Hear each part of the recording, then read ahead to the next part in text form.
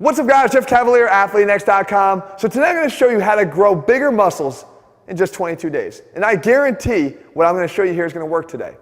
And the cool thing is it really doesn't matter what you're training next, because you can actually apply the 4 training strategies I show you here and it's going to work no matter what you're doing. But here's the thing guys, I throw these kind of quotes up around bigger because you don't actually have to grow bigger muscles for them to look bigger. And that's due to a difference between muscle size and the muscularity of a muscle.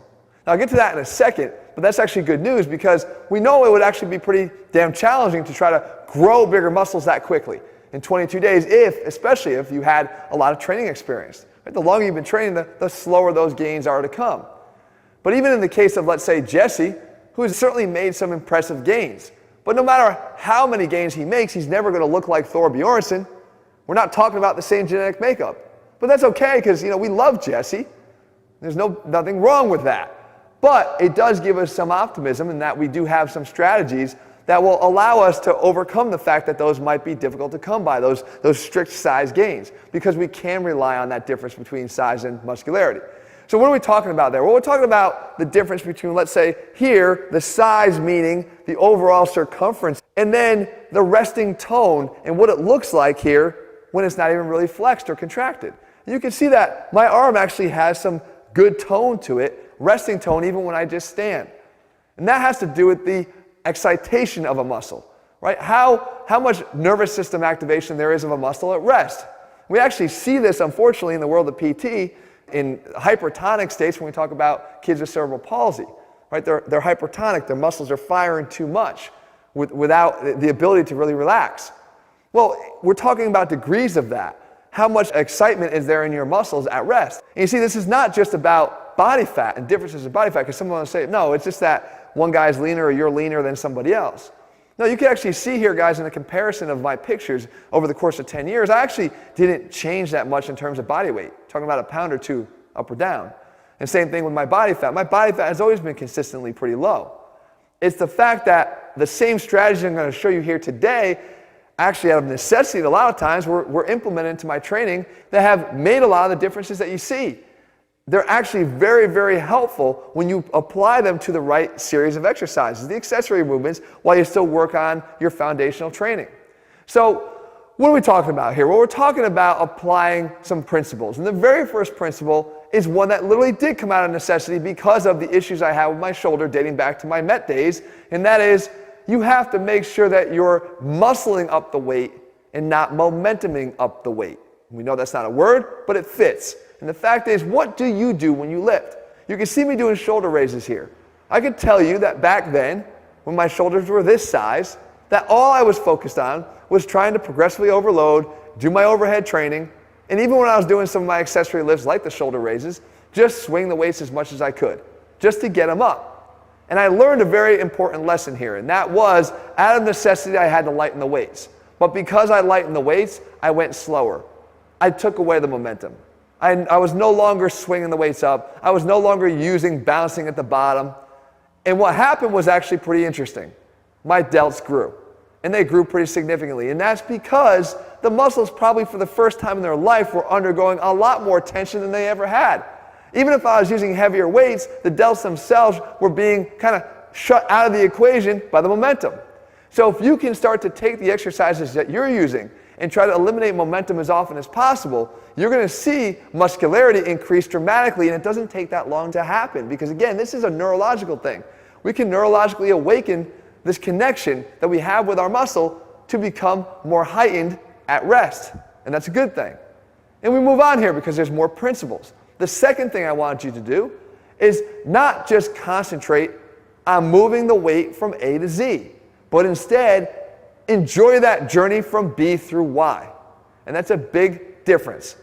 You see, even if you look at something like the crossover here, horizontal adduction, as we've covered here many times, is a key component of a full chest contraction. But if I just focused on going from here to here, I'm missing out on all the things I can do all the way through. Because I know that another accessory motion to horizontal adduction that's going to increase the activation on the chest is going to be internal rotation of the shoulder. And this is actually good internal rotation because it's happening at a level below the shoulder height here, parallel to the floor. So if I internally rotate, sort of dive that thumb down towards the opposite pocket as I go, you'll feel an increased contraction on the chest. In addition, if I were to take my shoulders and keep them back with my chest more pronounced and out in front, I also know that I can make the demands be placed a little bit more highly on the chest here, once again getting more from it. And even by going slower through the repetition, I'm able to get better at recruiting muscle fibers to the task. If you just rush your way through A to Z, you don't have the same opportunity to build that mind-muscle connection, to bring more of the muscle fibers into play here to help you to achieve what you're doing. Another key way to increase the muscularity of a muscle. The third thing that I want you to do here that I guarantee you is going to work and work quickly, I want you to squeeze every single repetition like it's the last one you're going to do. Don't worry about all the ones leading up to it, because we tend to fall into this trap all too often. And I covered this concept in my 3 sets of 12 is killing your gains video. And that was, we do tend to focus on a number. But if you look at how I'm doing this lat pull down, I'm not really worried about numbers. I'm worried about the quality of every single repetition. And it doesn't matter if the number I had in mind is not the number that I reach, as long as I give my all to every single repetition. And you can see, guys, as I hold these contractions, as I actually take my time, additional muscle fibers are recruited. You can see the upper traps and mid traps becoming more recruited as this repetition prolongs. And you could do this. The reason why a lot of us don't do it is because it is a little bit more difficult. Right? The trade-off here is that you do have to become more focused on what you're doing. You can't be thinking about 50 other things and the repetition you're doing being the last thing on your mind. Instead, you got to bump that up to a priority. What you're doing at that moment is what matters the most. And if you do that here, you can see much better gains, and it doesn't have to be on a lat pull down, it could be on any exercise. Which brings me to my last point, and that is sometimes you don't want to just think about the moving muscle, but if there are other muscles that can work, that will help the moving muscle do its job better, then you should take advantage of that. And that's exactly what I do here in this bicep curl. Here I'm actually not just worried about the biceps. Why? Because I know that I actually can get much better activation and control and production from the biceps if I heavily engage the core. And we've talked about this concept before, because we know that if the weights are coming up in this direction towards my back, if I can get my core to be more engaged and to keep me stabilized here and grounded, then the biceps will be able to do a better job. They'll have more leverage. I can actually ground myself as well by really tightening up my hips and my glutes. And even as I bring these dumbbells up, I can actually activate the chest and the lats as well to really keep these arms tightly adducted into my sides to prevent that drift and flow that would normally happen when the biceps are trying to get some additional help, maybe sometimes from the delts to cheat that way up into the curl. We don't want that. What we want is more effort from the muscles we're trying to use, but at the same time take advantage of the fact that other muscles can help that happen.